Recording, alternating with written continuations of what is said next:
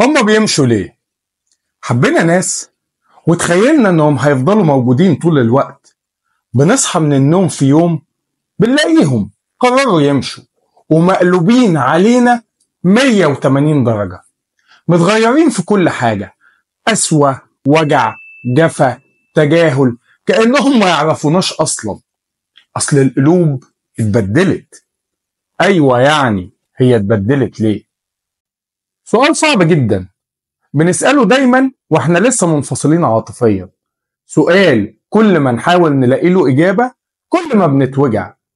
سؤال بيهز ثقتنا في نفسنا. هو احنا غلطنا ولا هم اللي كانوا وحشين؟ ولو فكرنا نقول هم اللي كانوا وحشين معناها ان احنا غلطنا عشان احنا اللي اخترناهم. الحقيقة بتقول ان إجابة السؤال ده في مرحلة الجريف بتوجع، وفي مرحلة الموفون مسكن، عشان خاطر دايما بنشوف الطرف التاني على انه وحش عشان نسكن الوجع اللي جوانا. لكن لما بنوصل لمرحلة الإدراك الموجودة في متلازمة تجاوز الصدمات بنفوق وبنفهم وبنعرف الإجابة. انت بقى عايز تعرف الإجابة؟ تعال اما اقول لك. عشان نجاوب السؤال ده أول حاجة لازم تفهم ايه هي العلاقة العاطفية وايه هي مراحلها. ببساطة كده علاقاتنا عبارة عن مواطنة، citizenship، يعني أنا بكون وطن ليها وهي بتكون وطن ليا، بمعنى كلمة الوطن بس على سكيل صغير، بكل اللي الوطن بيقدمه لك وانت بتقدمه له. تاني حاجة لازم تفهم ايه هي العلاقات العاطفية، وهي دي بقى المصيبة، لأن عدم معرفتك بالمراحل دي بيخليك تعك. تعال نعرف مع بعض ايه هي المراحل بتاعت العلاقات العاطفية.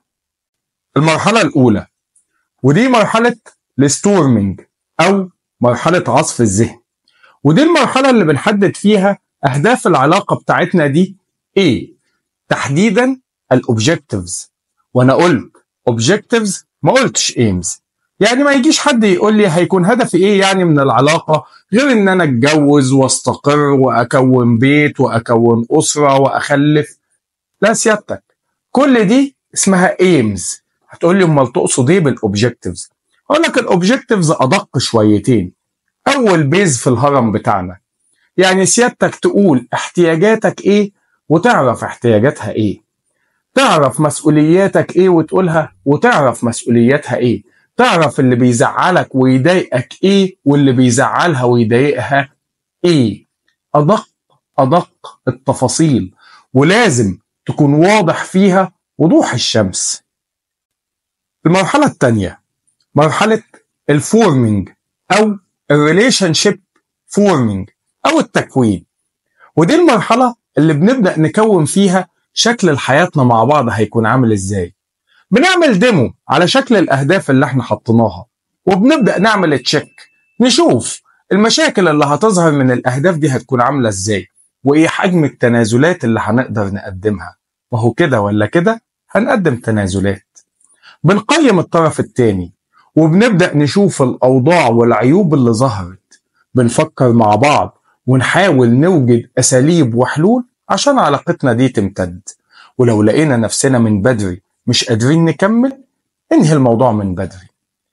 اوعى تفتكر ان في حاجة هتتغير قدام نعديها دلوقتي والوضع يتغير. مفيش حاجة بتتغير.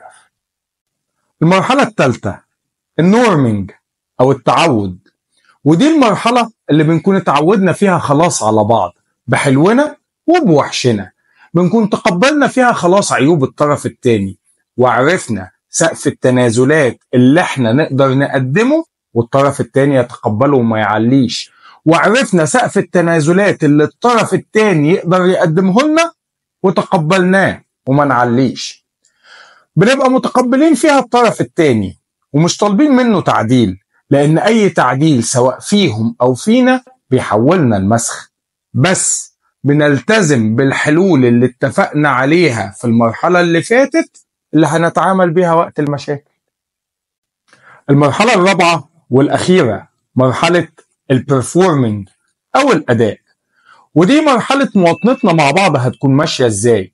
بنبدأ نأدي فيها كشركاء حياة بجد بنحسن فيها جميع المراحل اللي فاتت، وشكل أدائنا وحياتنا مع بعض إحنا الاتنين، مش كل واحد لوحده.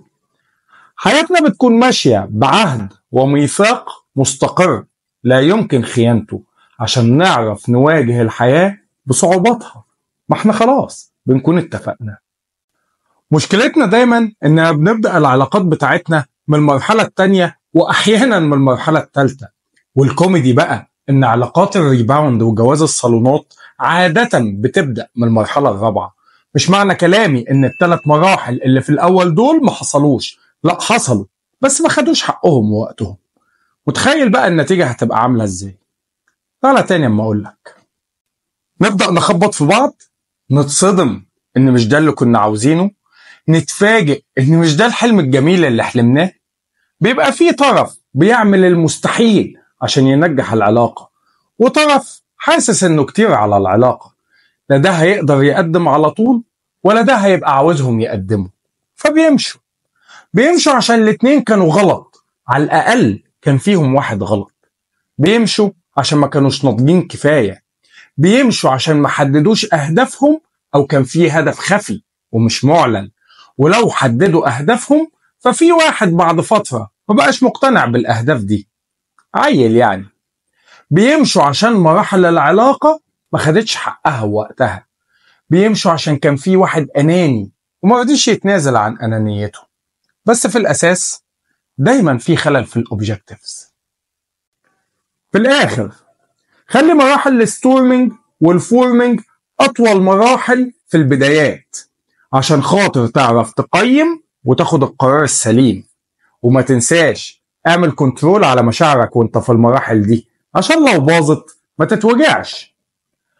خليك دقيق ومحدد في أهدافك والنتائج اللي انت مستنيها، وللمرة المليون لو شفت عيوب ما تغمضش عينك عليها، ولو اكتشفتها وقبلتها خليك قد كلامك وما ترجعش فيه. خد التجربة وانت ناضج كفاية عشان خاطر لا تظلم ولا تتظلم، لا توجع ولا تتوجع. لو عجبكم الكونتنت مش هوصيكم لايك فولو شير سبسكرايب. سلام.